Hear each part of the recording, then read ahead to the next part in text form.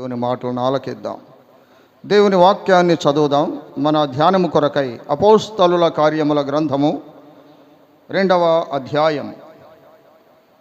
అపోస్తలుల కార్యముల గ్రంథము 2వ అధ్యాయము 37వ వచనము నుండి చివరి వరకు 47వ వచనం వరకు నేను చదువుతాను. దయచేసి దేవుని వాక్యాన్ని పరిశీలన చేయాలని మనవి. అపోస్తలుల కార్యములు గ్రంథము 2వ అధ్యాయము 37వ వచనము నుండి, వారు ఈ మాట విని హృదయములో నొచ్చుకొని, సహోదరులారా, మేమేమి చేతుమని పేతురును కడమ అపోస్తలులను అడుగగా, పేతురు, మీరు మారు మనస్సు పొంది పాప క్షమాపణ నిమిత్తము ప్రతివాడు యేసుక్రీస్తు నామమున బాప్తిస్మము పొందుడి, అప్పుడు మీరు పరిశుద్ధాత్మ అను వరము పొందుదురు. ఈ వాగ్దానము మీకును మీ పిల్లలకును దూరస్తులందరికీ, అనగా ప్రభువైన మన దేవుడు తన యొద్దకు పిలిచిన వారికందరికీ చెందునని వారితో చెప్పెను. ఇంకను అనేక విధములైన మాటలతో సాక్ష్యమిచ్చి, మీరు మూర్ఖులగు ఈ తరము వారికి వేరై రక్షణ పొందుడని వారిని హెచ్చరించెను. కాబట్టి అతని వాక్యము అంగీకరించిన వారు బాప్తిస్మము పొందిరి. ఆ దినమందు ఇంచుమించు 3,000 మంది చేర్చబడిరి. వీరు అపోస్తలుల బోధయందును, సహవాసమందును, రొట్టె విరుచుటయందును, ప్రార్థన చేయుటయందును ఎడతెగక యుండిరి. అప్పుడు ప్రతివానికిని భయము కలిగెను. మరియు అనేక మహత్కార్యములను సూచక క్రియలను అపోస్తలుల ద్వారా జరిగెను. విశ్వసించిన వారందరూ ఏకముగా కూడి తమకు కలిగినదంతయు సమష్టిగా ఉంచుకొనిరి. ఇదియుగాక వారు తమ చర స్థిరాస్తులను అమ్మి అందరికీ వారి వారి అక్కర కొలది పంచిపెట్టిరి. మరియు వారేక మనస్కులై ప్రతిదినము దేవాలయములో తప్పక కూడుకొనుచు, ఇంటింట రొట్టె విరుచుచు, దేవుని స్తుతించుచు, ప్రజలందరి వలన దయ పొందిన వారై ఆనందముతోనూ నిష్కపటమైన హృదయముతోనూ ఆహారము పుచ్చుకొనుచుండిరి. మరియు ప్రభువు రక్షణ పొందుచున్న వారిని అనుదినము వారితో చేర్చుచుండెను. చదువబడిన వాక్య భాగాన్ని దేవుడు ఆశీర్వదించి మనకు వివరించులాగున దేవుని ఆత్మ సహాయం కొరకై ప్రార్థన చేసి వాక్యాన్ని ధ్యానం చేద్దాం. ప్రార్థన చేద్దాం. పరిశుద్ధుడవైన తండ్రి, కనికర సంపన్నుడవైన మా దేవ, మీ కృపగల పరిశుద్ధ నామమును బట్టి మీకు మా స్తోత్రములు చెల్లిస్తున్నాము నాయన. పరమ తండ్రి, రామచంద్రపురం గ్రామములో మీ ప్రియకుమారుడైన యేసుక్రీస్తు ప్రభు యొక్క బలియాగము ద్వారా, రక్త ప్రోక్షణ ద్వారా మీరేర్పరచుకున్న ఈ సంఘాన్ని బట్టి స్తోత్రములు తండ్రి. నాయన, ఈ సంఘానికి క్షేమాభివృద్ధిని మీరు ప్రసాదిస్తున్నందుకై స్తోత్రములు. బాధ్యత కలిగి సంఘాన్ని ఆత్మీయతలో నడిపిస్తున్న పెద్దలను, బాధ్యత గల సహోదరి సహోదరులను బట్టి స్తోత్రములు.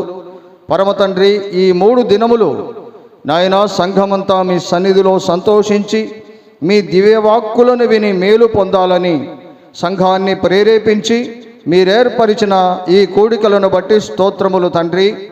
చేరి వచ్చిన అందరినీ మీరు బలపరచి మీ మాటలు వినడానికి సిద్ధపరచండి నాయన. మొదట మీ మాటలు అందించిన మీ దాసుని బట్టి స్తోత్రములు తండ్రి.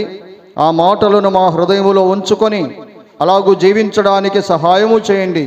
తిరిగి మా తండ్రి మరి ఒకసారి మీ మాటలను మేము ధ్యానం చేస్తుండగా చేరి వచ్చిన మా అందరితో మాట్లాడండి. ప్రభువా, చదువబడిన వాక్య భాగమును ఆశీర్వదించి అర్థమగులాగున మాకు బోధించి మమ్మను హెచ్చరించి బలపరుచుమని ప్రభువైన యేసుక్రీస్తు నామమున స్తుతించి ప్రార్థన చేస్తున్నాము తండ్రి. ఆమేన్. ప్రభువునందు సహోదరి సహోదరులారా, చదువబడిన ఈ వాక్య భాగములో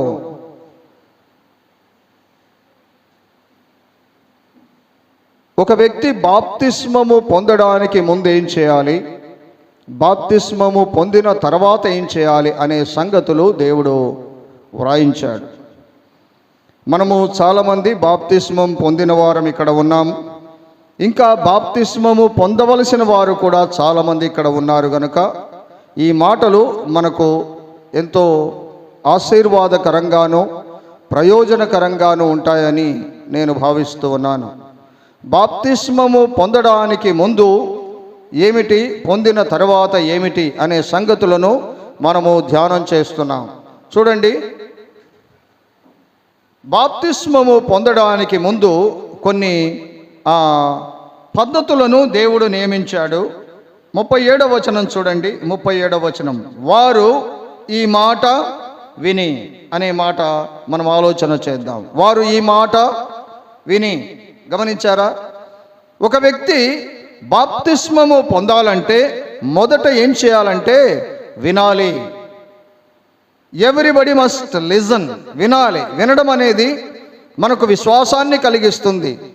వినుట వలన విశ్వాసము కలుగును. వినుట ప్రభువును గుర్చిన మాట వలన కలుగుతుందని దేవుని వాక్యములో వ్రాయబడి ఉంది. కాబట్టి మనము వినడం అనేది చాలా ఆశీర్వాదకరం. దేవుని మాటలు మనం వింటున్నప్పుడు దేవుని ఆత్మ లేక పరిశుద్ధాత్మ మనల్ని వాక్యము వినడముతో లేక వాక్యమును వినమని ప్రేరేపిస్తూనే మనలో కార్యాన్ని కలుగచేస్తాడు.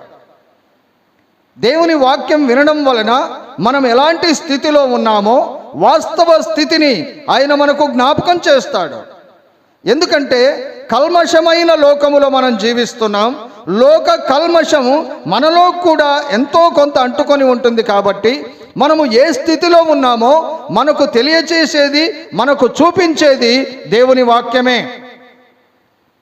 ఎందుకంటే దేవుని వాక్యము మనము ఏ స్థితిలో ఉన్నామో చూపించే ఒక అద్దము వంటిది. అద్దము ఎదుట మనము నిలిచినప్పుడు మీరు గమనించండి, అద్దము ముందు మనము నిలబడితే మన ప్రతిరూపమే అద్దములో కనిపిస్తుంది కదండి. అద్దం ముందు ఎవరు నిలబడితే వారే కనిపిస్తారు. వారు ఎలా ఉన్నారో అద్దం చెప్పేస్తుంది. మన ముఖం ఎలా ఉంది, మన శరీరం ఎలా ఉంది, ఇవన్నీ కూడా ఎక్కడ ఏ పరిస్థితి ఎలా ఉంది, తల దోబడి ఉందా, చింపిరిగా ఉందా, ఇవన్నీ అద్దములో కనిపిస్తాయి. అద్దమును చూచి మనం ఏం చేస్తాం? అద్దం ఎందుకు వాడతామండి? అసలు అద్దం చూసారా ఎప్పుడైనా? మీ ముఖం చూస్తుంటే ఎప్పుడు అద్దం చూసినట్టుగా అనిపించట్లేదు. అద్దం ఎందుకు వాడతాం? ఎక్కువ సోదరీలను అడిగితే చెప్తారు ఈ మాట, కానీ వారు మౌనంగా ఉన్నారు. అద్దం ఎందుకు వాడతారండి ఎక్కువగా? మన సౌందర్యాన్ని సరిచేసుకోవడానికి, ఇంకా ఎక్కువ చేసుకోవడానికి అద్దం వాడతామండి. తెలియదు అది కదండి, అంతే కదా. అద్దం ఎందుకు వాడతాం కదండి, అందుకేగా అద్దం వాడేది. దేవుని వాక్యం కూడా అద్దములాగా మనము ఏ స్థితిలో ఉన్నామో అది వాక్యము చూపిస్తుంది. అంతేకాదు మనము ఏమి సరిచేసుకోవాలో దేవుని వాక్యం మనల్ని హెచ్చరిస్తుంది. కాబట్టి వాక్యాన్ని వినాలి. చాలామంది వింటాం కానీ దేవుని వాక్యం విని నమ్మినట్టే ఉంటాం, కానీ చాలా సందర్భాలలో దేవుని వాక్యాన్ని మనలో నిలిచి ఉండనీయం. మనం అనుబంధంగా ఒక మాట చూద్దాం. చూడండి, యోహాను సువార్త 8వ అధ్యాయం. యోహాను సువార్త 8వ అధ్యాయం 30వ వచనం చూడండి. 30వ వచనం, ఆయన ఈ సంగతులు మాట్లాడుచుండగా అనేకులు ఆయన యందు విశ్వాసముంచిరి. 31, కాబట్టి యేసు తనను నమ్మిన యూదులతో, మీరు నా వాక్యమందు నిలిచిన వారైతే నిజముగా నాకు శిష్యులయ్యుండి సత్యమును గ్రహించెదరు. ఇప్పుడు ఒక ప్రశ్న వేస్తున్నా. 30వ వచనంలో ఏం చదివాం? ప్రభువు మాట్లాడుతుండగా ఆయన ఈ సంగతులు మాట్లాడుచుండగా అనేకులు ఆయన యందు ఏం చేశారు? విశ్వాసం ఉంచారు. ఇప్పుడు మీరు చెప్పాలి. 31వ వచనం చూడండి, కాబట్టి యేసు తనను నమ్మిన యూదులతో. 30వ వచనములోనేమో ప్రభువు మాట్లాడుతూ ఉండగా ఆయన యందు విశ్వాసం ఉంచారు అనేకులు రాయబడి ఉంది. ఇప్పుడు 31వ వచనములో కాబట్టి యేసు తనను నమ్మిన యూదులతో మాట్లాడుతున్నాడంటే, ఇప్పుడు 30వ వచనాన్ని 31వ వచనాన్ని ఆధారం చేసుకొని మీరే చెప్పండి, ప్రభువు ఎవరితో మాట్లాడుతున్నాడు? ఏమండి, ఎవరితోటి చెప్పాలి? ఇంకా 30వ వచనాన్ని ఆధారం చేసుకొని చెప్పండి. పోనీ ఎవరితో మాట్లాడుతున్నారు?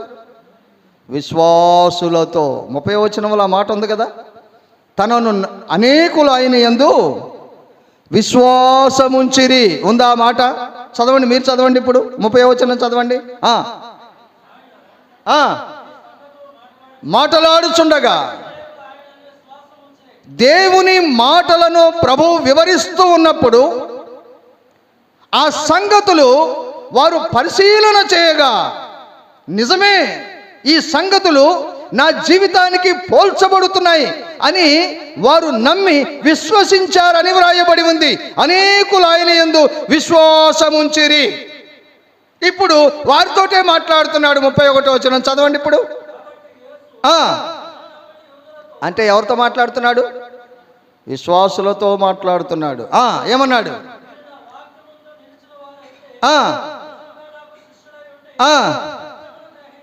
ఒక మాట ఆగుదాం.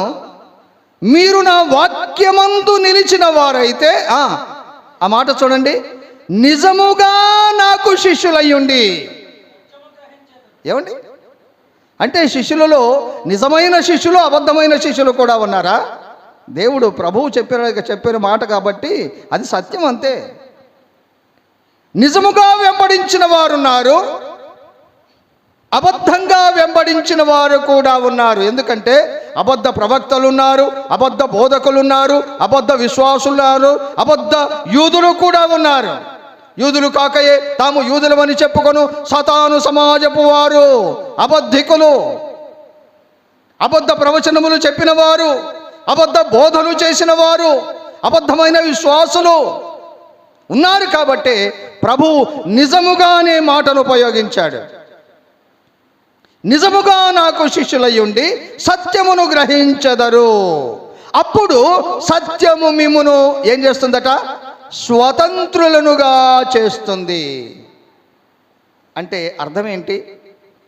వారింకా దేవుని వాక్యం విన్నారు, విశ్వసించారు, కానీ దేవుని వాక్యములో వారు నిలిచి ఉండలేదు. వారిలో దేవుని వాక్యము లేదు. విన్నారు, విశ్వసించారు, కానీ దేవుని వాక్యం వారిలో నిలవలేదు గనక వారికి సత్యం అర్థం కాలేదు. కాబట్టి వారింకా స్వతంత్రులు కాలేదు అని ప్రభువు స్పష్టంగా చెప్పాడు.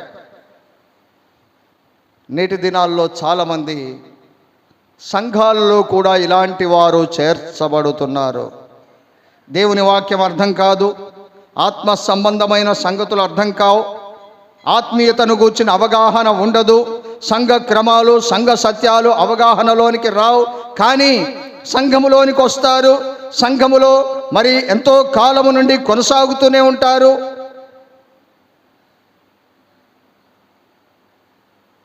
సత్యమును గూర్చి అవగాహన లేకుండానే ఉంటారు. ప్రభువు చెప్పాడు ఈ మాటలు. వింటున్నాము, కానీ విన్న మాటలు మన హృదయములో ఫలితాన్ని చూపించట్లేదు.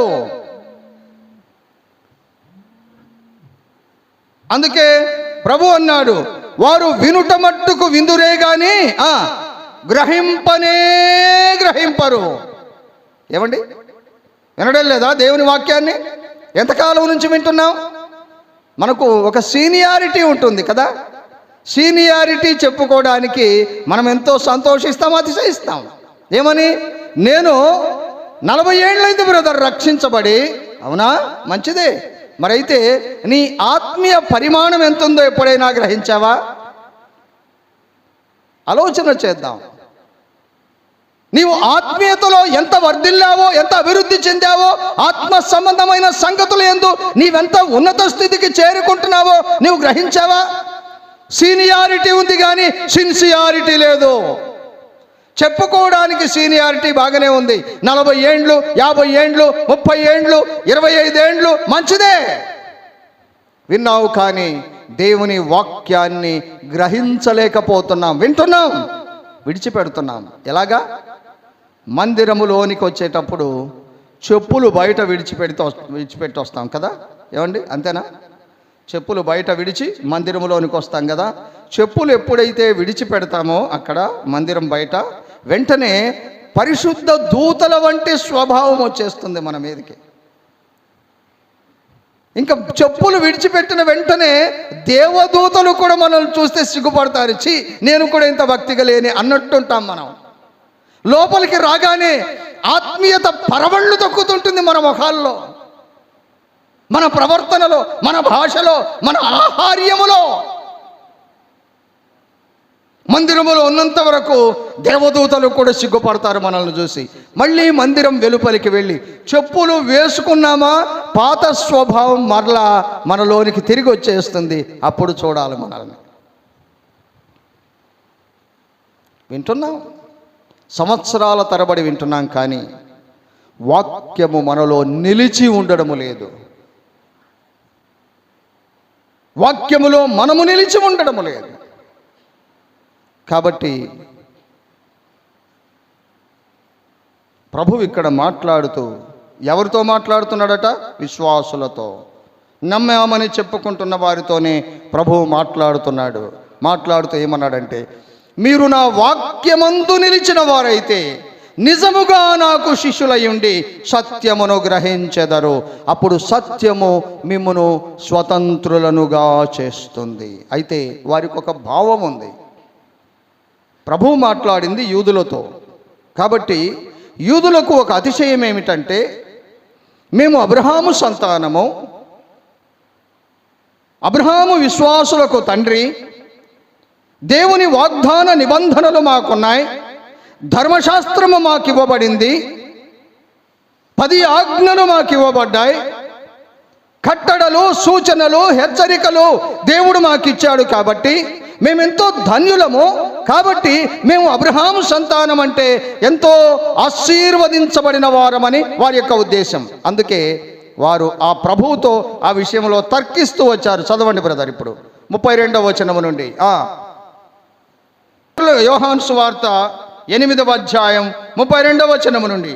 అప్పుడు సత్యము మిమ్మును స్వతంత్రులనుగా చేయునని చెప్పగా వారు, మేము అబ్రహాము సంతానము, మేము ఎన్నడును ఎవనికిని దాసులమై ఉండలేదే, మీరు స్వతంత్రులుగా చేయబడుదురని ఎలా చెప్పుచున్నావని ఆయనతో అనిరి. 34వ వచనం చూడండి. అందుకు యేసు, పాపము చేయు ప్రతివాడును పాపమునకు దాసుడని మీతో నిశ్చయముగా చెప్పుచున్నాను. ఇందాక మనం గమనించాం కదా, ఎవరితో మాట్లాడుతున్నారు? ప్రభువారు విశ్వాసులతో. ఇప్పుడు ప్రభు ఏమంటున్నాడు గమనించారా? వారిలో పాపాన్ని అలాగే ఉంచుకున్నారు, కానీ విశ్వసించామని చెప్పారు. అందుకే దేవుని వాక్యం వారిలో నిలిచి ఉండలేదు. పాపము వాక్యాన్ని జయించింది, వాక్యము అడుగంటిపోయింది. కాబట్టి వారి పాపం అలాగే నిలిచి ఉంది. అందుకే ప్రభు ఈ మాటలు చెప్పాడు. గమనించండి, ఒక వ్యక్తి రక్షించబడడానికి మొట్టమొదటి పాయింట్ లేక మొట్టమొదటి మెట్టు వాక్యాన్ని వినాలి. మొదటిది వినాలి. చాలామంది వినడానికి కూడా ఆసక్తి చూపించని వారు చాలామంది ఉన్నారు. తర్వాత చూద్దాంలేండి, ఇప్పుడు కాదులేండి, ఇప్పుడే వయసు ఏమైపోయిందండి, ఇంకా పనులు చాలా ఉన్నాయండి, చేయవలసిన బాధ్యతలు చాలా ఉన్నాయి. దేవుని వాక్యాన్ని వినాలి. కాబట్టి యోహాను అపోస్తలుల కార్యముల గ్రంథానికి రండి, 37వ అధ్యాయం. ఒక వ్యక్తి రక్షణ పొందడానికి మొదటి మెట్టు మాట వినాలి. వారు 37వ వచనం, 2వ అధ్యాయం 37వ వచనం. వారు ఈ మాట విని హృదయములో నొచ్చుకొని, సహోదరులారా మేమేమి చేతుమని పేతురును కడమ అపోస్తలులను అడుగగా. గమనించారా? విన్న తర్వాత వారికి అప్పటి వరకు వారికి ఇష్టం వచ్చినట్లుగా చేశారు. వారు ఏది చేయాలనుకుంటే అది చేశారు. వారికి ఎలాగూ నడిపించబడితే అలా నడిపించబడ్డారు. కానీ ఇప్పుడు వారికి ఒక విషయం అర్థమైంది. ఏమిటది? మేము ఏం చెయ్యాలో మాకెవరైనా నిర్దేశించేవాళ్ళు, నడిపించేవాళ్ళు అవసరం అనుకొని అప్పుడు పేతురును కడమ అపోస్తలులను ఏమని అడుగుతున్నారు? మేము ఏమి చేయాలి? వాక్యం విన్నాం, మా హృదయంలో ఎంతో బాధ కలిగింది, మా వాస్తవ స్థితి మాకు అర్థమైంది. కాబట్టి ఇప్పుడు మేమేం చేయాలి? ఏమండి, వాక్యాన్ని విని ఇలాగూ పరివర్తన చెంది పెద్దలను అడగడం ఎంతో ఆశీర్వాదకరం. అయ్యా, వాక్యం విన్నాను, దేవుడు నాతో మాట్లాడాడు, నేనేంటో నాకు గ్రహింపు కలిగింది. కాబట్టి ఇప్పుడు నేనేం చేయమంటారు? బహుశా నేను అనుకుంటున్నాను, ఇప్పుడు బాప్తిస్మానికి సిద్ధపడిన వారు అలాగే పెద్దలను అడిగి ఉంటారనుకుంటున్నాను. అందుకే వారు మీ ఆశీర్వాదం కొరకు, అవగాహన కొరకే ఈ కూడికలను ఏర్పాటు చేశారు. మేమేం చేయాలి? గమనించారా? మొదటిది, వాక్యాన్ని వినాలి. విన్న వాక్యము మన హృదయములో కార్యాన్ని చేయాలంటే క్రియను కలిగించాలి, మార్పు కలిగించాలి. వారి హృదయములో వారికి ఎలాంటి అనుభవం వచ్చిందో చూడండి. 37వ వచనం, వారు ఈ మాట విని హృదయములో నొచ్చుకొని, క్రింద చదవండి పుట్టినోట్లో.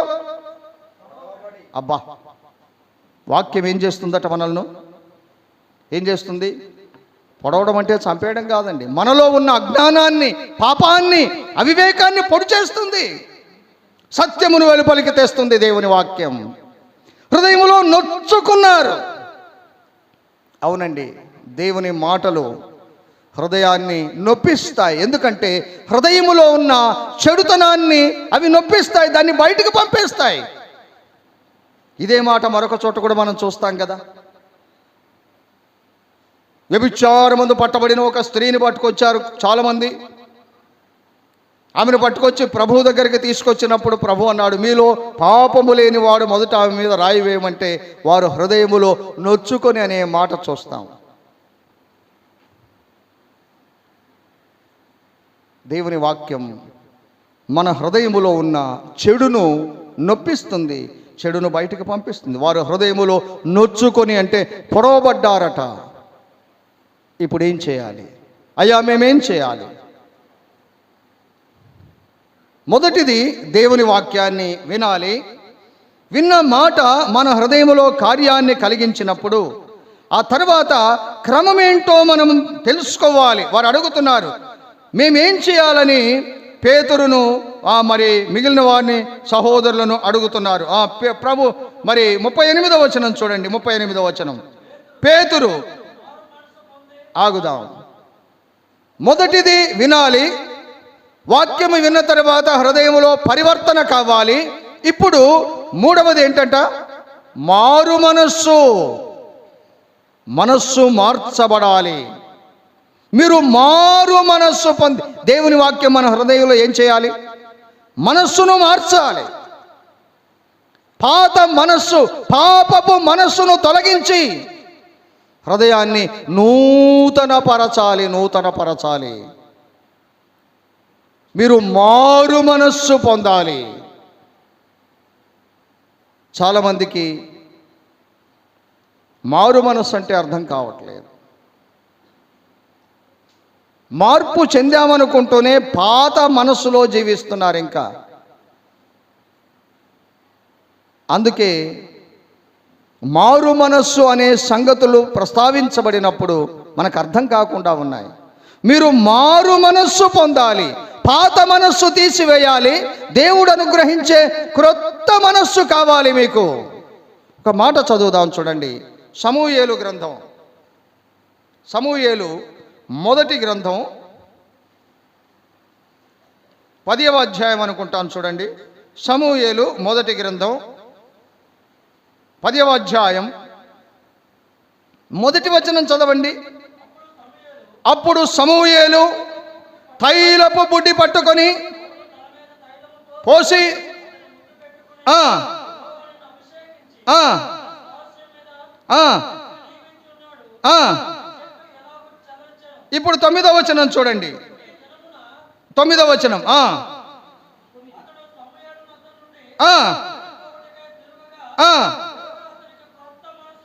ఆహాహాహాహా. దేవుడు అతనికి క్రొత్త మనస్సు. అప్పటి వరకు సౌలు యొక్క ఆలోచన తండ్రి స్వాస్థ్యము మీద ఉంది. సౌలు యొక్క ఆలోచన తండ్రి యొక్క గార్ధపములు, తప్పిపోయిన గార్ధపములు ఎక్కడున్నాయో ఆ గాడిదల మీద ఉంది. తను చేయవలసిన పనుల మీద ఉంది. ఎప్పుడైతే దేవుడు సమూయేలు ద్వారా సౌలును అభిషేకింపచేశాడో వెంటనే అతనికి ఏమొచ్చిందట? క్రొత్త మనస్సు వచ్చింది. క్రొత్త మనస్సు. 9వ వచనం మరలా చదవండి.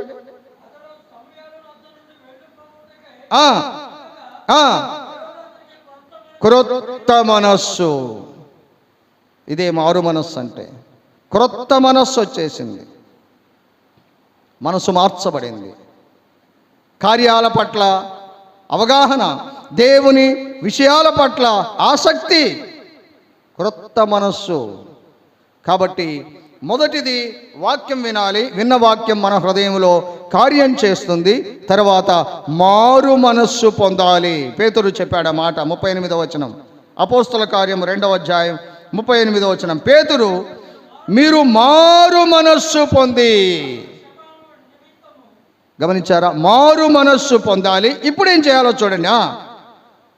చదవండి. పాప క్షమాపణ నిమిత్తము ప్రతివాడు బాప్తిస్మము పొందాలి. బాప్తిస్మం ఎందుకు పొందాలట? ఎందుకు పొందాలి? పాప క్షమాపణ నిమిత్తం. గమనించండి. పాప క్షమాపణ నిమిత్తం మీరు బాప్తిస్మము పొందాలి. ఇక్కడ ఒక విషయాన్ని కొంచెం వివాదాస్పదం చేస్తున్నారు. యేసుక్రీస్తు నామమున బాప్తిస్మము పొందుడి అని పేతురు చెప్పినప్పుడు చాలామంది ఈ విషయాన్ని మరి వివాదాస్పదం చేయడం నేను కూడా గమనించాను. ఏ నామమున బాప్తిస్మం పొందాలి? తండ్రి యొక్కయు, కుమారుని యొక్కయు, పరిశుద్ధాత్మ యొక్కయు నామముననా, లేక అపోస్తలుల బోధ ప్రకారం అపోస్తలుడైన పేతురు చెప్పిన యేసుక్రీస్తు నామముననా అని కొంత వివాదాస్పదమైన ఆ వ్యాఖ్యానాలు అక్కడక్కడ జరుగుతున్నాయి. దేవుని వాక్యాన్ని చూద్దాం. యోహాను సువార్త 17వ అధ్యాయం 11వ వచనం చూడండి. 17వ అధ్యాయం 11వ వచనం. కానీ వీరు లోకములో ఉన్నారు.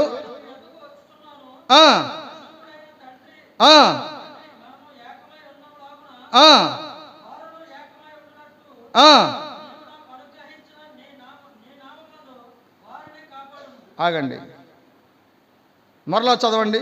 నీవు నాకు అనుగ్రహించిన నీ నామమందు. గమనించారా? నీవు నాకు అనుగ్రహించిన నీ నామమందు. 14వ అధ్యాయం అదే గ్రంథం 14వ అధ్యాయము 26వ వచనం చూడండి. 26వ వచనం లేక 25 నుండి.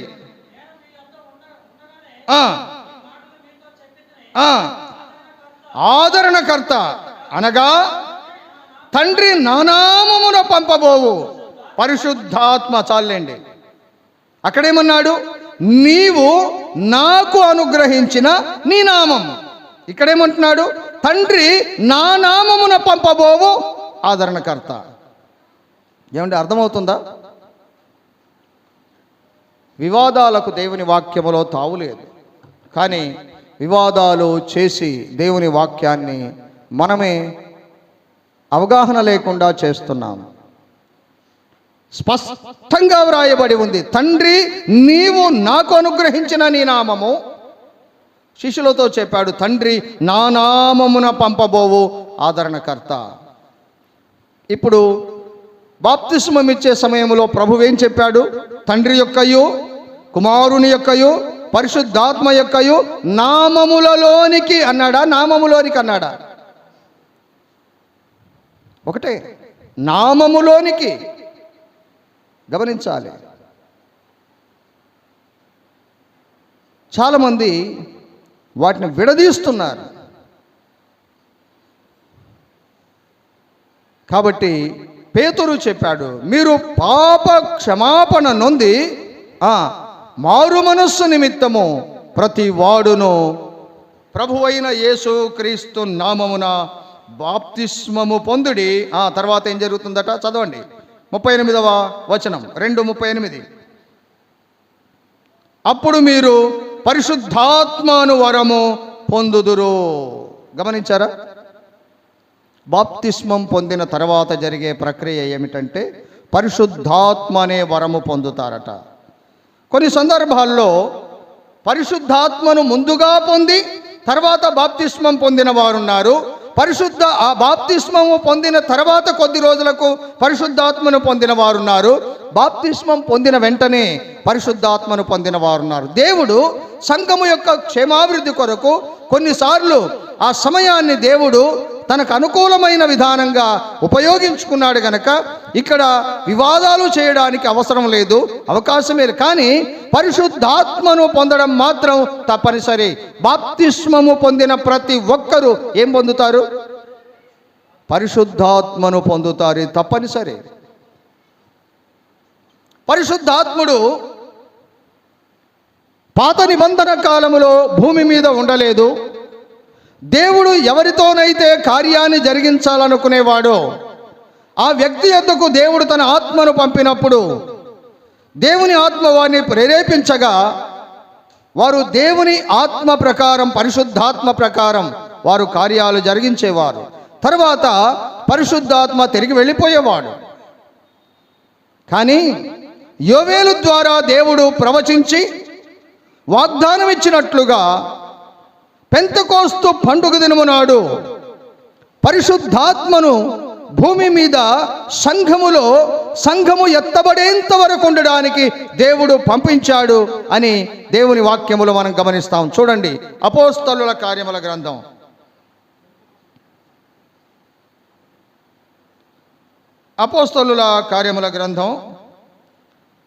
2వ అధ్యాయం 1వ వచనము నుండి చూడండి. పెంతెకొస్తను పండుగ దినము వచ్చినప్పుడు అందరూ ఒక చోట కూడియుండిరి. ఒక ధ్వని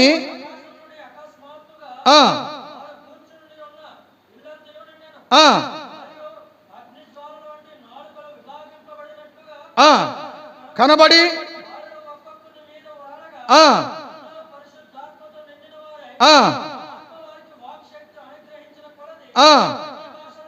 గమనించారా? పెంతెకోస్తు పండుగ దినము నాడు దేవుడు పరిశుద్ధాత్మను పంపించాడు. ప్రభువైన యేసుక్రీస్తు తన శిష్యులకు ఇచ్చిన వాగ్దాన ప్రకారం పరిశుద్ధాత్మను దేవుడు భూమి మీదకి పంపించినప్పుడు అక్కడ ఎవరైతే ప్రార్థన చేస్తున్నారో వారి మీద పరిశుద్ధాత్ముడు వ్రాలాడని వ్రాయబడి ఉంది. అప్పుడు వారందరూ పరిశుద్ధాత్మతో నిండిన వారై అనే మాట చూస్తాం. పరిశుద్ధాత్మతో నిండిన వారై దేవుడు తమకు వాక్శక్తి అనుగ్రహించిన కొలది అన్య భాషలతో మాట్లాడారట. ఇక్కడ మనం ఇంకొక ఆలోచన చేయాలి. ఏంటంటే చాలామందిలో ఒక భావన ఏంటంటే పరిశుద్ధాత్మ ఉన్నవారు భాషలతో మాట్లాడతారు, ప్రవచనాలు చెప్తారనే ఒక ఆలోచన కూడా ఉంది. మీరు గమనించారో లేదో? అయితే దేవుని వాక్యములో ఉన్న సత్యాన్ని మనం అర్థం చేసుకుంటే భాషలు, ప్రవచనాలు అనేవి అవిశ్వాసులకు సూచకమై ఉన్నాయని దేవుని వాక్యములో వ్రాయబడి ఉంది. చూద్దాం, చూడండి. కొరింథీయులకు రాసిన మొదటి పత్రిక,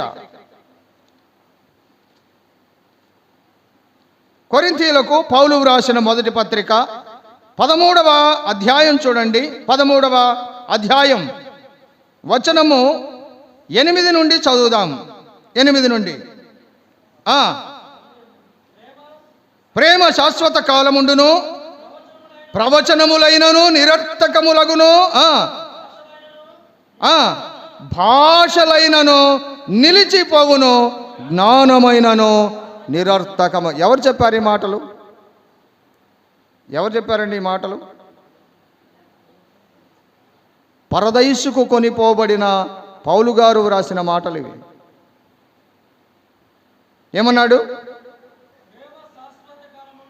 ప్రేమను గురించి, ప్రేమ యొక్క విశిష్టతను గురించి మాట్లాడుతూ ఆ సందర్భములో పలికిన మాటలు. ప్రేమ శాశ్వత కాలముండును, ప్రవచనములైనను నిరర్థకములగును, భాషలైనను నిలిచిపోవును, జ్ఞానమైనను నిరర్థకమగును.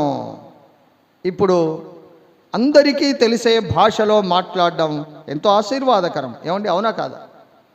ఎవరికీ తెలియని భాష మాట్లాడితే అది నాకు దేవునికి మాత్రమే తెలిస్తే అది నాకే ప్రయోజనకరం, కానీ మిగిలిన ఎవరికి దాని వలన ఎటువంటి ఉపయోగం లేదు. కాబట్టి ఇప్పుడు భాషలతో మాట్లాడతానంటే ఆ మాట కూడా చూద్దాం. చూడండి,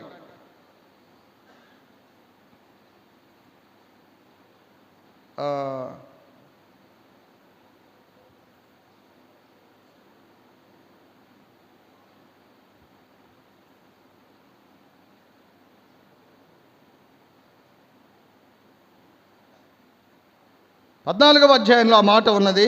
సరే, తర్వాత చూద్దాం దాని గురించి.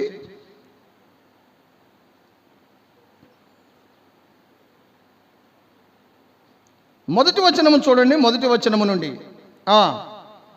14 మొదటి నుండి.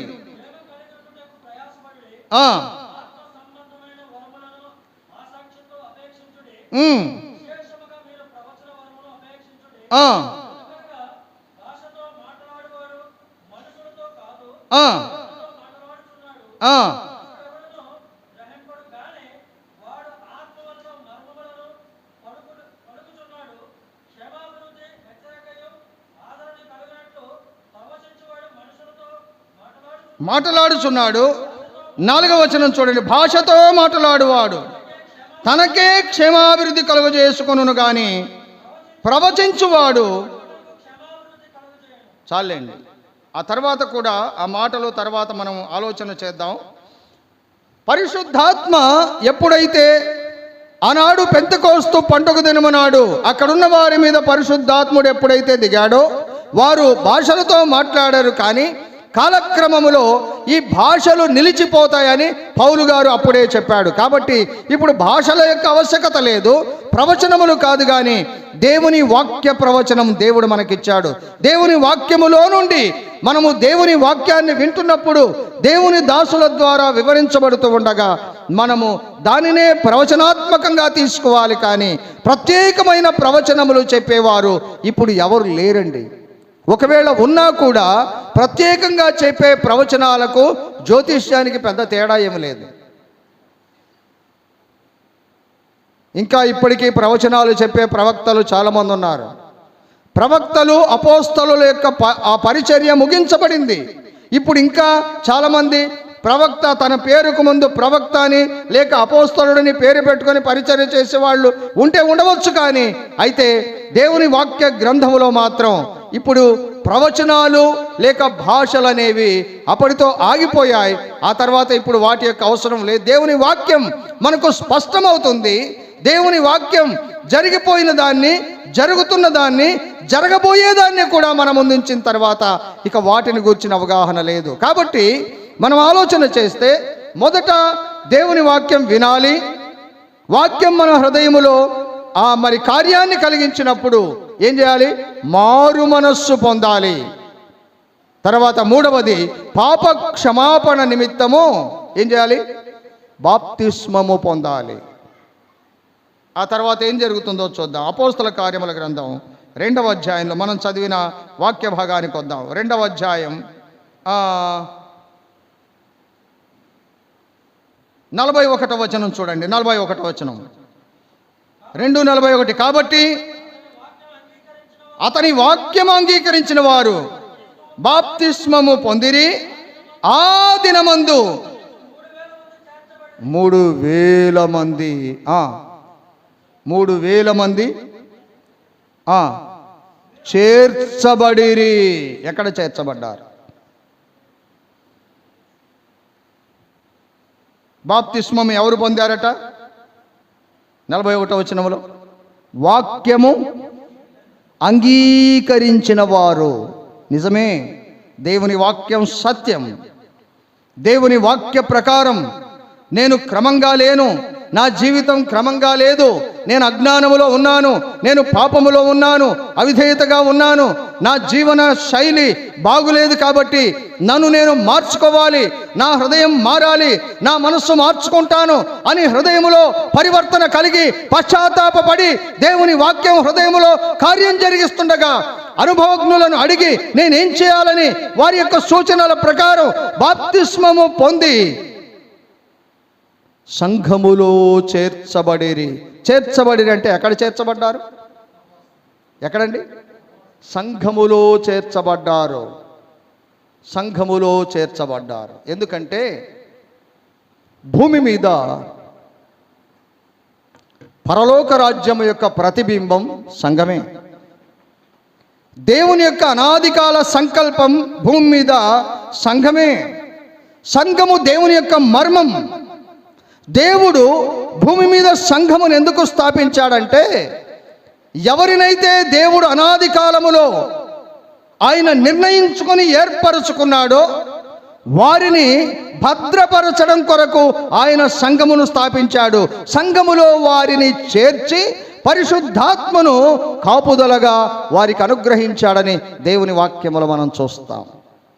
చేర్చబడిరి అంటే సంఘములో చేర్చబడ్డారు. ఎవరైతే ఈ మొదటి నుండి జరిగే ఈ ప్రక్రియను అనుసరించి రక్షణ పొందుతారో వారు సంఘములో చేర్చబడతారు. దేవుని భద్రత క్రిందికి వారు వస్తారు. ఆలోచన చేద్దాం. దేవుని భద్రతలో వారు ఉంటారు. అప్పటి నుండి దేవుని యొక్క కాపుదల, దేవుని యొక్క భద్రత, దేవుడు అనుగ్రహించే క్షేమం వారికి కలుగుతుంది. చేర్చబడిరి అంటే సంఘములో చేర్చబడడం. అందుకని దేవుడు సంఘాన్ని భూమి మీద స్థాపించాడు. సంఘం ఎందుకు భూమి మీద దేవుడు ఏర్పాటు చేశాడంటే, సంఘము లోకమును వెలిగిస్తుంది. సంఘము లోకానికి వెలుగు. ఒక మాట చదువుదాం. ఆదికాండం 1వ అధ్యాయం.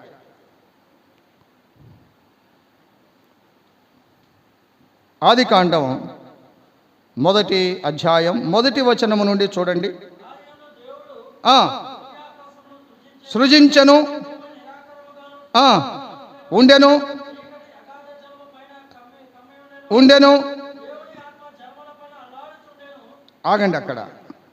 దేవుడు 1వ వచనములో ఏం చేశాడు? భూమిని ఆకాశమును సృజించెను. 2వ వచనములో ఎలా ఉంది భూమి? నిరాకారముగాను శూన్యముగాను చీకటిగాను ఉండెను. ఏమండి? దేవుడు 1వ వచనములో చేసిన ఆ భూమి ఆకాశములు ఎలా ఉన్నాయట? నిరాకారముగాను శూన్యముగాను చీకటిగాను ఉన్నాయి. ఇది వాస్తవమేనా? దేవుడు అలా తయారు చేశాడా? దేవుని గ్రంథములో మనం ఆలోచన చేస్తే దేవుని సృష్టి, దేవుడు మానవునికి అనుగ్రహించేది ఏదైనా ఎంతో రమ్యంగా ఉంటుంది. దేవుడు మానవుని యొక్క ఆశీర్వాదం కొరకు, సంతోషం కొరకు దాన్ని శ్రేష్టమైనదే దేవుడు మానవునికి ఇస్తాడు. కానీ ఉపయోగం లేని దాన్ని దేవుడు మానవునికి ఎప్పుడు ఇవ్వడండి. ఇప్పుడు 1వ వచనం 2వ వచనం కలిపి మనం ఇలా అనుకుందాం. చూడండి, ఊరికే నేను అంటాను, ఆదియందు దేవుడు భూమిని నిరాకారముగాను శూన్యముగాను చీకటిగాను సృజించెను అని చదవచ్చా? చదవకూడదా? చదవచ్చా? చదవకూడదా? ఎందుకని? కారణం ఏంటి? మరి ఈ 1వ వచనానికి 2వ వచనానికి మధ్య ఏం జరిగింది? ఏం జరిగి ఉంటుంది? గమనించండి. అనాది కాలము నుండి దేవుని యొక్క సంకల్పాన్ని అడ్డగించే సాతాను దేవుడు చేసే ప్రతి దాన్ని వాడు నిర్వీర్యం చేసి దేవుని యొక్క ఉద్దేశాన్ని నాశనం చేయాలనే తలంపు వాడు కలిగి ఉన్నాడు. కాబట్టి వాడు ఎప్పుడైతే పరలోకము నుండి పడద్రోయబడ్డాడో, యెహెజ్కేలు గ్రంథంలో చూస్తాం. లేఖనాలు చదివించడానికి ఇప్పుడు సమయం లేదు. యెహెజ్కేలు గ్రంథంలో వ్రాయబడినట్టు వాడు ఎప్పుడైతే పరలోకమును తిరుగుబాటు చేసి భూమి మీద పడద్రోయబడ్డాడో, వాడు భూమిని చీకటిగా శూన్యంగా మార్చేశాడు, నిరాకారంగా మార్చేశాడు. ఒక మాట చూద్దాం. యెషయా గ్రంథం 45వ అధ్యాయం. యెషయా గ్రంథం 45వ అధ్యాయము వచనము 18 చూద్దాం. 18, 45, 18. ఆకాశములకు సృష్టికర్తయగు యెహోవాయే దేవుడు. ఆయన భూమిని కలుగజేసి దాన్ని సిద్ధపరచి స్థిరపరచెను. నిరాకారముగా నుండునట్లు ఆయన దాని సృజింపలేదు, నివాస స్థలమగునట్లుగా దాన్ని సృజించెను. గమనించారా? ఎలా కలగజేశాడట దేవుడు భూమిని? నిరాకారముగా నుండునట్లు ఆయన దానిని సృజింపలేదు. దేవుని వాక్యం ఇచ్చే మనకు జ్ఞాపకం చేసే సత్యం ఇది. దేవుడు భూమిని ఎంతో రమ్యంగా సృజించాడు, కానీ వాడు ఏం చేశాడంటే భూమిని చీకటిగా మార్చేశాడు. భూమిని చీకటిగా మార్చేశాడు. భూమి మీద నివసించబోయే వారందరినీ చీకటితో నింపాలనేది వాడి యొక్క ఉద్దేశం. చీకటి అంటే పాపం, చీకటి అంటే అజ్ఞానం. అందుకనే దేవుడు అక్కడ నుండి తన పునః సృష్టిని ప్రారంభించాడు. ఇప్పుడు చూడండి, ఆదికాండం 1వ అధ్యాయం 3వ వచనం నుండి చదవండి. ఆదికాండం 1వ అధ్యాయం 3వ వచనం నుండి. దేవుడు వెలుగు కమ్మని పలుకగా వెలుగు కలిగెను. వెలుగు మంచిదైనట్టు దేవుడు చూచెను. దేవుడు వెలుగును చీకటిని వేరుపరచెను. దేవుడు వెలుగునకు పగలనియు చీకటికి రాత్రి అనియు పేరు పెట్టెను. అస్తమయమును ఉదయమును కలుగగా. ఇప్పుడు గమనించండి, ఆలోచన చేయండి. 3వ వచనము నుండి దేవుడు వెలుగు కమ్మని పలుకగా వెలుగు కలిగెను. వెలుగు మంచిదైనట్టు దేవుడు చూచెను. దేవుడు వెలుగును చీకటిని వేరుపరచెను. మరియు దేవుడు వెలుగునకు పగలనియు చీకటికి రాత్రి అనియు పేరు పెట్టెను. తర్వాత చదవండి. అస్తమయమును ఉదయమును కలుగగా ఒక దినమాయను. ఇప్పుడు ఒక ప్రశ్న వేస్తా. చదువుకున్న పిల్లలు అందరికీ తెలుసులేండి, మరి ప్రాముఖ్యంగా చదువుకున్న వాళ్ళకి ఇంకెక్కువ అవగాహన ఉంటుంది. అస్తమయం అంటే ఏంటి, ఉదయం అంటే ఏంటి? దేన్ని బట్టి అస్తమయం ఉదయం కలుగుతాయి? ఏమండి? సూర్యుని బట్టేనా అస్తమయము ఉదయం అంటే అర్థం ఏంటి? ఉదయం అంటే సూర్యుడు తూర్పు దిశలో నుండి పైకి వస్తే, ఏమండి, తూర్పున సూర్యుడు పైకి వస్తే ఏమంటాం? గట్టిగా చెప్పండి. అయ్య బాబోయ్, కీర్తనలు అంత గంభీరంగా పాడుతున్నారు కదమ్మా, మాటలు రావట్లేదు. గట్టిగా చెప్పండి. ఉదయం చెప్పలేరా? సూర్యుడు తూర్పున పైకి వస్తేనేమో గట్టిగా చెప్పండి. సాయంత్రం పడమట క్రిందికి దిగిపోతే, అవునా? దేవుడు సూర్య చంద్ర నక్షత్రములు ఎన్నో రోజు తయారు చేశాడు? 4వ రోజు. మరి 4వ రోజు తయారు చేయబడితే ఇక్కడ అస్తమయము ఉదయము ఎలా కలిగాయి? ఆలోచన చేయండి ఒకసారి. దేవుడు సూర్యుడిని 4వ రోజు సృజిస్తే ఇక్కడ అస్తమయము ఉదయం ఎలా కలిగాయి? అంటే సూర్యుడిని బట్టి మనం అస్తమయం ఉదయం అంటున్నాం, మరి ఇక్కడే అస్తమయం ఉదయం ఎలా కలిగింది? క్రింద చూడండి, మళ్ళీ 14వ వచనం నుండి చూడండి. అదే అధ్యాయం 14వ వచనం నుండి. దేవుడు పగటిని రాత్రిని వేరుపరుచునట్లుగా ఆకాశ విశాలమందు జ్యోతులు కలుగునుగా కనియు అవి సూచనలను కాలములను దిన సంవత్సరములను సూచించుటకై ఉండుగా కనియు భూమి మీద. అదేమిటి? 3వ వచనములో వెలుగన్నాడు, మళ్ళీ ఇక్కడ కూడా వెలుగంటున్నాడు. భూమి మీద వెలిగించుటకై అవి ఆకాశ విశాలమందు జ్యోతులై ఉండుగా కనియు పలికెను. ఆ ప్రకారమాయను.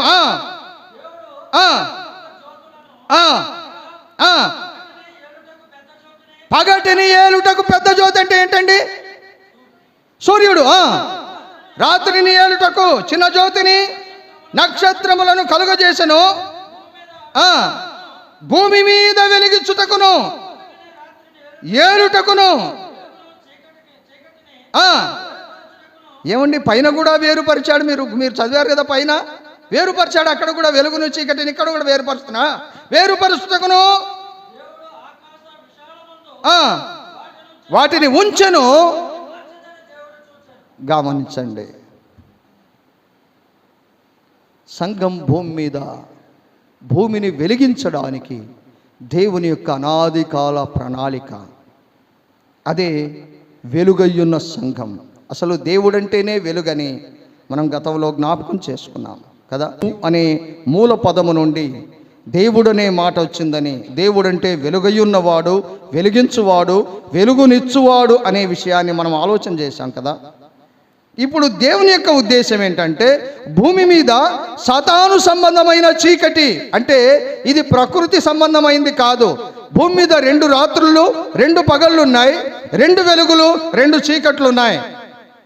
కాబట్టి సాతాను సంబంధమైన చీకటిని దేవుడు అంతం చేయడానికి దేవుడు సృజించిన ఈ ఆత్మ సంబంధమైన వెలుగే భూమి మీద దేవుని సంఘం, అదే ప్రభువైన క్రీస్తు. అందుకే ప్రభువు చాలా సందర్భాల్లో చెప్పాడు కదా, నేను లోకమునకు వెలుగై ఉన్నాను అన్నాడా లేదా? అన్న తర్వాత ఇంకా తనను వెంబడించిన వారితోటి, అపోస్తలుతోటి కూడా ప్రభు ఏమన్నారో గుర్తుందా మీకు? మీరు లోకమునకు వెలుగై ఉన్నారు, మీరు లోకమునకు ఉప్పై ఉన్నారు అన్నాడా లేదా? ఏమండి, లేఖనాలు చూపించాలా? అవసరం లేదు కదా, మీకు తెలుసు బాగా. అంటే ప్రభు ఎలాగైతే ఆయన వెలుగై ఉన్నాడో, ఆయన ఎలాగైతే ఆయన సమస్తాన్ని వెలిగిస్తున్నాడో, మనం కూడా వెలుగు సంబంధులుగా ఉండాలి. వెలుగు సంబంధి అయిన ప్రతి ఒక్కడు ఎక్కడ చేర్చబడాలంటే సంఘములో చేర్చబడాలి. ఎందుకంటే సంఘము భూమి మీద లోకమును వెలిగించేది. దేవుడు సంఘాన్ని లోకానికి వెలుగుగా ఉంచాడు. కాబట్టి రక్షించబడిన వారిని దేవుడు సంఘములో చేర్చబడిరి. అంటే ఎక్కడ చేర్చబడ్డారు? సంఘములో నీవు వెలిగించబడ్డావు. నీలో ఉన్న చీకటి పోయింది, అజ్ఞానం పోయింది, పాపం పోయింది. దేవుని వాక్యాన్ని విన్నావు, నమ్మావు, మారు మనసు పొందావు, బాప్తిస్మము పొందావు, పరిశుద్ధాత్మను పొందావు, సంఘములో చేర్చబడ్డావు, నీవు వెలిగించబడ్డావు. కాబట్టి వెలుగు సంబంధమైన వ్యక్తులతో కలిసి సంఘములో నీవు చేర్చబడ్డావు. భూమి మీద దేవుని సంకల్పానికి వ్యతిరేకంగా పనిచేసే దుష్టుని యొక్క ఆలోచనలను నిర్వీర్యపరచి, తన అనాదికాల ప్రణాళికలో ఎవరినైతే దేవుడు ఏర్పరచుకున్నాడో వారిని భద్రపరచడానికి దేవుని చేత ఏర్పాటు చేయబడిన ఒక విశేషమైన ప్రక్రియ దేవుని సంఘం, ఒక సంఘటిత సమాఖ్య దేవుని సంఘం. కాబట్టి నమ్మిన వారు, వాక్యము అంగీకరించిన వారు, మారు మనస్సు పొందినవారు, బాప్తిస్మము పొందినవారు ఎక్కడ చేర్చబడతారు? సంఘములో, సార్వత్రిక సంఘములో చేర్చబడతారు. అంటే ప్రస్తుతానికి మనము ఈ స్థానిక సంఘములో మనం సభ్యత్వం కలిగి ఉంటాం, కానీ మనము ఆటోమేటిక్గా సార్వత్రిక సంఘములోనికి వెళ్ళిపోతాం. మనం అంటే భూమి మీద ఉన్న ఆయా స్థానిక సంఘాలన్నీ కలిపి ఒకే సంఘం, అది సార్వత్రిక. ఇది స్థానిక సంఘం, ఒకే సంఘము, అది దేవుని సంఘం, అదే సార్వత్రిక సంఘం. కాబట్టి సంఘములో చేర్చబడతాం. పరిశుద్ధాత్మను దేవుడు మనకు ఆదరణగా, కాపుదలగా ఆయన ఏర్పరిచాడు. భూమి మీద సంఘాన్ని కాపాడేది, దుష్ట ప్రభావము నుండి తప్పించేది, దుష్టుని చర్యలను అడ్డగించేది, దుష్టుని నుండి సంఘానికి క్షేమము, అభివృద్ధి కలిగించేది పరిశుద్ధాత్ముడు. కాబట్టి సంఘములో చేర్చబడిన వారికి భద్రత ఉంటుంది, క్షేమం ఉంటుంది, అభివృద్ధి ఉంటుంది. ఈ సమయంలో ఇక్కడ కూర్చున్న మనలో సంఘములో చేర్చబడ్డవారు చాలామంది ఉన్నారు. దేవుని వాక్య ఆధారంతో మనం చూసాం. కొంతమంది అవగాహన లేకుండానే కొనసాగుతున్నారు. అవగాహన కలిగి ఉండాలి, వాక్యం పట్ల శ్రద్ధ కలిగి ఉండాలి, సంఘ కార్యక్రమాల యందు ఆసక్తి కలిగి ఉండాలి, దేవుని వాక్య విషయాలలో అవగాహన కలిగి ఉండాలి, పరిశుద్ధాత్మ యొక్క ప్రబోధాలను అనుసరిస్తూ ఉండాలి, ఆలోచిస్తూ ఉండాలి, మన అనుదిన జీవితాలలో వాటిని అభ్యాసం చేస్తూ ఉండాలి. తద్వారా సంఘముతో పాటు మనకు కూడా క్షేమాభివృద్ధి కలుగుతుంది. ఇంకా కొంతమంది కేవలం నామమాత్రంగా వచ్చి వెళ్తూ ఉన్నారు మందిరాలకు. అంటే ప్రార్థన జరుగుతుందంటే అదేదో ఆశీర్వాదం వస్తుంది వెళ్తే అనుకుంటున్నారు చాలామంది. మీరు గమనించారో లేదో, కొంతమంది కొన్ని చోట్లకు ఆశీర్వాదం కలుగుతుందని వెళ్తారు. నిజమైన ఆశీర్వాదం సంఘానికి నామమాత్రంగా వచ్చి వెళ్ళినంత మాత్రాన మనం సంఘములో చేర్చబడం. ఈ ప్రక్రియ జరగాలి. వాక్యాన్ని వినాలి, వాక్యం హృదయములో కార్యాన్ని జరిగించాలి, మారు మనస్సు పొందాలి, పాప క్షమాపణ పొందాలి, బాప్తిస్మము పొందాలి, అప్పుడు సంఘములో చేర్చబడతావు. మరైతే సోదరుడా, సోదరి, రక్షించబడ్డావా? సంఘములో చేర్చబడ్డావా? దేవుని వాక్యం అర్థమవుతుందా? అర్థమైన వాక్యాన్ని అనుసరిస్తున్నామా? క్షేమాభివృద్ధి చెందుతున్నామా? ఇంకా మందిరానికి లేకపోతే నామమాత్రంగా, అంటే ఏదో ఆశీర్వాదం వస్తుందని వచ్చి వెళుతున్నామా? ఒకవేళ మందిరానికి వస్తే ఆశీర్వాదం రావచ్చు, నేను కాదనను. కానీ ఆశీర్వాదం రెండు రకాలుగా ఉంది. నేను కొనసాగించట్లేదు, ముగిస్తాను. ఆశీర్వాదం రెండు రకాలు. ఒకటి భౌతికమైన ఆశీర్వాదం, నామమాత్రంగా వచ్చి వెళ్తే ఇక్కడే ఆగిపోతాం. రెండవది ఆత్మ సంబంధమైన పరలోక ఆశీర్వాదం. అది మాత్రమే మనల్ని పరలోకానికి నడిపిస్తుంది. అంటే సంఘమే మనల్ని పరలోకానికి తీసుకువెళ్ళే ఒక ప్రక్రియ. సంఘములో చేర్చబడితే పరలోకానికి వెళ్తాం. అందుకనే యాకోబు కూడా ఆదికాండం 28వ అధ్యాయంలో యాకోబు చెప్పాడు, దేవుడు తనను దర్శించినప్పుడు ఆ లూజ్ అనే స్థలములో ఆ రాత్రి ఆ యాకోబు దేవుని దర్శనం కలిగినప్పుడు తెల్లవారినప్పుడు లేచి ఆ స్థలానికి బేతేలను పేరు పెట్టి భయపడి అంటున్నాడు, ఈ స్థలం ఎంతో భయంకరము, ఇది దేవుని మందిరమే కానీ వేరొకటి కాదు అంటూ ఒక మాట అన్నాడు. ఏమన్నాడు? పరలోకపు గవిని ఏదట? ఇదే అంటే దేవుని మందిరం అనగా జీవము గల దేవుని సంఘమని తిమోతికి పత్రిక వ్రాస్తూ పౌలు చెప్పాడు. కాబట్టి దేవుని సంఘమే మనల్ని పరలోకానికి నడిపిస్తుంది. అందుచేత బాబు, అమ్మ, సంఘములో చేర్చబడ్డావా? దేవుని వాక్యం వింటున్నావా? దేవుని వాక్యం నీలో క్రియ కలుగజేస్తుందా? నీవు పాపివని దేవుని వాక్యం నేను హెచ్చరిస్తుందా? నిజమే, నేను పాపిని అని నీవు గ్రహిస్తే నీవు రక్షించబడి సంఘములో చేర్చబడతావు, దేవుని భద్రతలో ఉంటావు. ఒకవేళ ఇంకా ఎవరైనా నామమాత్రంగా వచ్చి వెళ్తుంటే, కేవలం ఏదో సమయం గడపడానికో లేకపోతే భౌతికమైన ఆశీర్వాదాన్ని కాంక్షించో మందిరానికి వస్తుంటే, ఇప్పుడైనా ఒక్కసారి దేవుని వాక్యాన్ని ఆలోచన చేయండి. దేవుని వాక్యం నీతో మాట్లాడుతున్నప్పుడు నీ హృదయం హెచ్చరించబడితే నీ హృదయాన్ని ప్రభువుకి ఇవ్వవచ్చు. ప్రభువా, నేను పాపిని, నా పాపాన్ని క్షమించు, నేను రక్షించబడతాను, నేను సంఘములో చేర్చబడతాను, నీ భద్రతలో ఉంటాను. ఇంకా ఎవరైనా రక్షించబడకపోతే, ఇక్కడ కూర్చున్న వారిలో నామమాత్రంగా వచ్చి వెళ్తున్న వారుంటే, ఈ క్షణములోనైనా ప్రభువును విశ్వసించండి, రక్షించబడి దేవుని బిడ్డలుగా తీర్చబడి ధన్యులు కావాలని ప్రేమతో మనవి చేస్తూ ఈ మాటలను ముగిస్తూ ఉన్నాను. దేవుడి మాటలను మన అందరి నిమిత్తమై దీవించునుగాక. ఆమేన్.